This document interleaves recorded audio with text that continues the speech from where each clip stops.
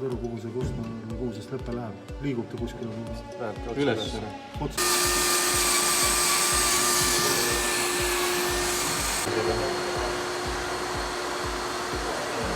Siuksed asjad tulevad kast välja ilusti. Siin on siis see korsten. Me oleme vist täitsa katusel ära. Nii, siin on siis meie patsient, see samune korsten, mida me hakkame renoveerima. Ja siin juba pandakse katust peale, siin on meie jaoks redelid ja kõik asjad valmis tehtud. Ja kohe hakkab ka kõik puhastus.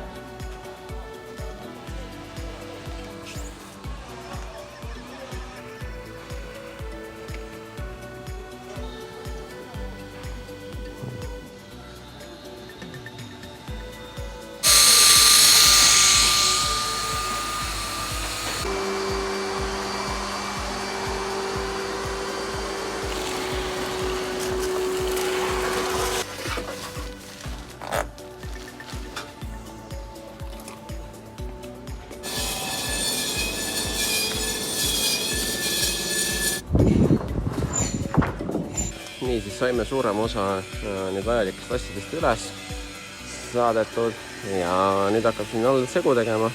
Ja kui see segu on valmis, siis samamoodi ämbritega üles seal päris pika teega kuskile korstna juurde. Ja sealt hakkab see renoveerimine pihta.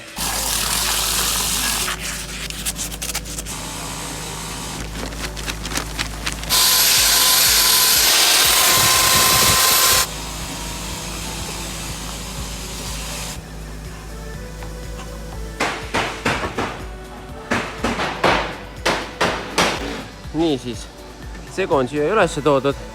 Külja tõi ilusti kõik ämbrid siia üles ära. Ja siis Miha seal nüüd vallab seda sinna sisse, tõmbab vintsiga üles ja renoveeribki selle, või seda nimetataksegi nüüd renoveerimiseks.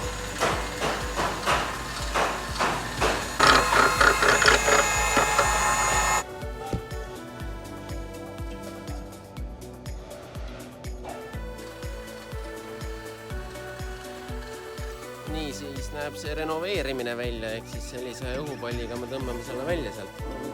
Et segu lendab peale, praegu on õhupall tühi, järelikult kõik segu läks ära ilusti seintesse. Kohe saab näidata, kuidas ta välja näeb. Ja mis siis ikka? 2 tundi me siin vist tegelesime sellega, sest et kuskil ta jäi kinni. Ma ei tea, et hakkas siis segu kuivas ära või mis seal oli lõppude lõpuks. Nurka jäi kinni, jah. Et sellised takistused tulevad, et tavaliselt arvad, et lõunaks jõuad koju juba, aga ei jõua kuskile. Nii et ja õnneks saab nüüd siiski ületatud. Aga näeb nüüd, küll saama.